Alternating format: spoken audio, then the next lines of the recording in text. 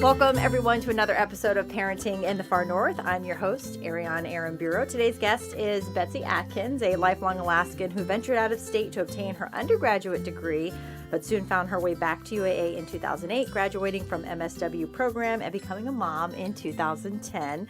She's dedicated to supporting parents in obtaining support for their children through the power of play and supporting the mental health community in their use of play in practice. Please welcome to the podcast, Betsy, and thank you for being here. Welcome. Thank you. Now, we go way back. I don't know if people know. We went to high school together. True. Are we dating ourselves? As long as we don't say the year. We won't quote that. Well, first, before we kind of get into what the use of play is, tell us a little bit more about yourself and mom life. Absolutely. So lifelong Alaskan, especially on weeks like this, you can't beat it. So just feeling the need to come back to a community that I was raised so beautifully in. And I was raised by teachers, so also giving back to the community that my parents, put into. And as a parent, wanting more connections with the community, and found myself down the path of social work, and then ended up in play therapy. Yeah, so, which leads us into my first question. Play therapy, what is that exactly? Ooh, that's a great start. So play therapy is a modality of therapy. So any sort of cognitive support that you would think. So, we're sitting here as two adults able to talk and have a conversation, and you can imagine a little running around going, what's happening? What am I doing? So the use of play in therapy for kids, that is their voice. That is their ability to communicate the needs that they have. So in the play therapy world, for those that are a play therapist, they interpret it and embrace the power of play for kids, holding space, being the safe space for a kid to explore whatever they need, whether it be a trauma or whether it just be that they have a stressful life. So. And how does that come out for the kiddos? And what forms do they kind of recognize? Like, oh, this is that. This could be a trauma. And So the therapeutic powers of play, the relationship of the person in the room, the therapist, is the most important part. So consistency, no judgment, just holding with value and strength, and then taking those individual parts and providing parents, which is what brings us here, that understanding of where their kid is at. So we are kind of the filter of that information. The kid gets to play, be pure in that, and then we take the information and help the parents understand where their kid is at without the kid having to be like, hey, Mom, I'm 4. To express their feelings. Absolutely. So you just observe and watch them. That's so interesting. What are some things you notice or observe? Can you give examples of what something like that would look like? Yeah, so through this modality of child-centered play, you give empathic reflection. So increasing the ability for a kid to express their emotions. So right now it'd be like, you're really interested in how this is going. You are very engaged. And then as that develops, the kid starts to blossom and say, hey, Miss Betsy, I really enjoyed the way it felt when I was in the sunshine, and embracing that empathic ability to express themselves. Less tantrums, less meltdowns, less, lack of filter, where kids are starting to be like, oh, wait, I can add words to this now. Yeah. It doesn't have to just be a behavior. Is this something where would you advise families to kind of maybe use this as an option if they've maybe tried other things? Where does play therapy come in as a resource? Yeah, so anytime you feel like your kid is, there's a disruption in their daily functioning. So whether it be school, home, social, and there's just a discord that the kid feels unsettled, reaching out to any mental health provider and asking them if they use play in their therapy. So kids who are younger, right? So kids who are less verbally capable, or even kids who have had a really big trauma, the earthquake, COVID, divorce, things that happen that disrupt the norm.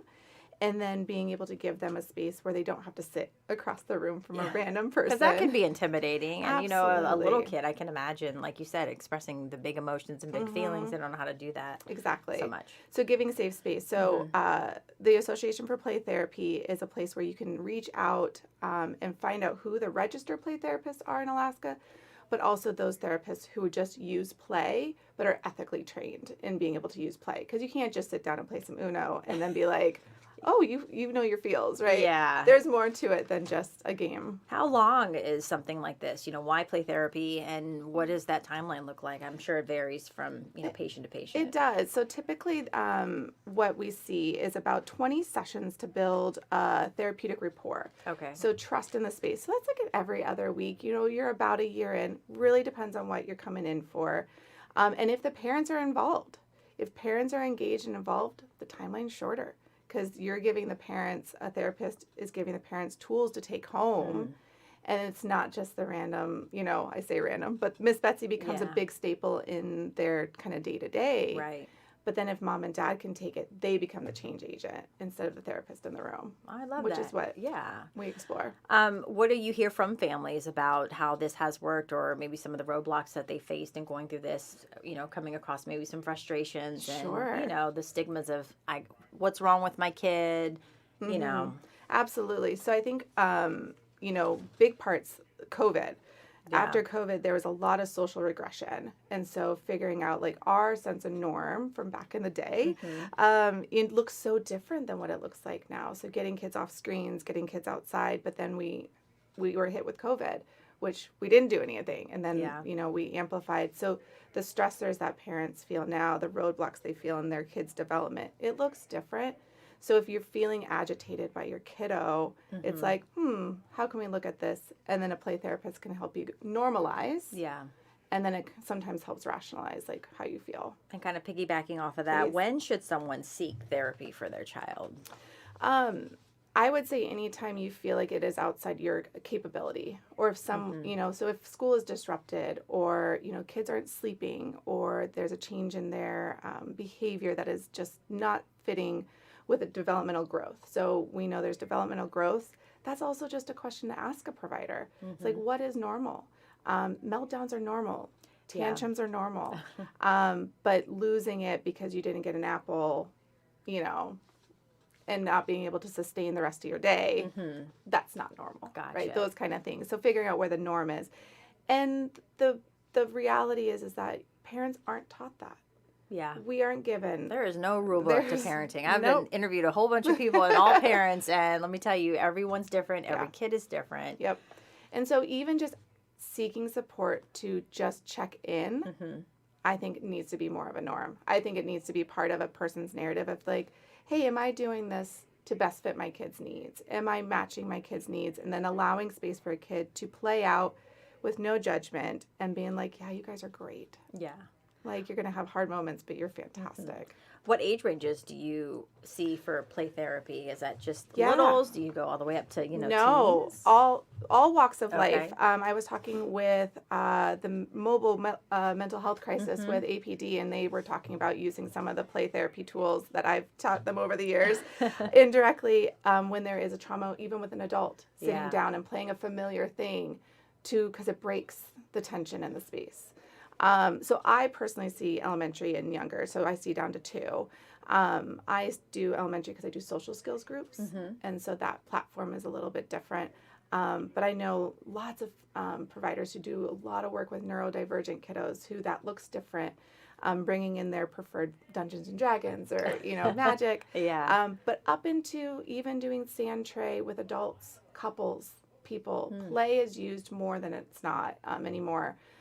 Because it is such an it's a world language.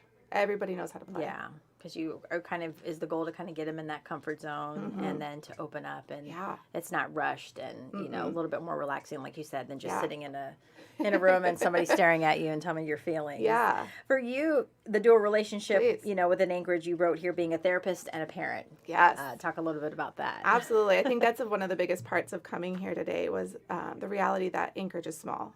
Alaska is small. Yeah. And the dual relationship as parents being a professional in this town. I mean, you experience it, going to your kid's school, you're not, I'm not Miss Betsy, I'm mom. Yeah. And that dual relationship is hard because kids, that they do have a hard time breaking that off. And so really working with kids on understanding boundaries of people that they see, even my own kids, because they'll be like, how do you know them? I'm like, come on, friend. I didn't think about that. Yeah. But also for parents recognizing that their kids are exposed to lots of helpers every day. and breaking down that barrier of like, let them be excited that they see their therapist. Let them be excited they see their doctor or their dentist or whomever, because that lets them know it's normal. That these people exist in their life around them, that their helpers are everywhere. And that's kind of what I've seen in my dual relationship is like, oh, they show up. Yeah. Not just on Tuesdays at 4. Yeah, they're all around. They go grocery shopping. It's like back in the day when you saw your teacher at the store. Yes. You're like, wow, you get out. You get out. You do go home. Yeah. But breaking that because this town is so small. Yeah. I play summer league softball sometimes. And so when I see my kids out and they're just like, you do these things too, it helps the relationship. And for parents to see them normalizing that they see their helpers other places also helps that relationship build. How did you get into this field? I mean, when you think of therapy and just the mental health umbrella in general, it casts a wide net. It does. So how did you narrow it down to this and I was continue it? I was working in a sex offender group home in California. Really? And it was an interesting experience. But with that, social work is such a vast degree, and I knew there was one here. And it took me a while in the journey, but I took a class on family play therapy called Filial, and teaching parents how to be the change agent. It felt like teaching, and it felt like home. And that still is my credentialing. I have a certified Filial trainer, and teaching parents how to do what I do because they are the person with their kid all the time. And that matters to me. Like, I'm with them once in a while. I can hold space. But the trajectory of a kid's life, to have that attunement and attachment with their parent is beyond. Well, we're glad you're bringing that, Thank your skill you. set here, your hometown where you grew up. If somebody's interested in this, where do they begin? Where do they start? Is it kind of a phone call? Is it an assessment? Yeah. So if anybody's ever feeling like they want to explore more with play therapy, they can reach out to the Association for Play Therapy, Alaska, mail@akapt.org. We can set them up with finding a provider in town. The association isn't a brick and mortar place. It's just a hub of play therapists in our town. It's a national-based thing. Play therapy has only been around for about 40 years, though. Really? It's very new in the evidence-based part of things. But Alaska, we've got about 47 members. We're tiny. Yeah. We're trying.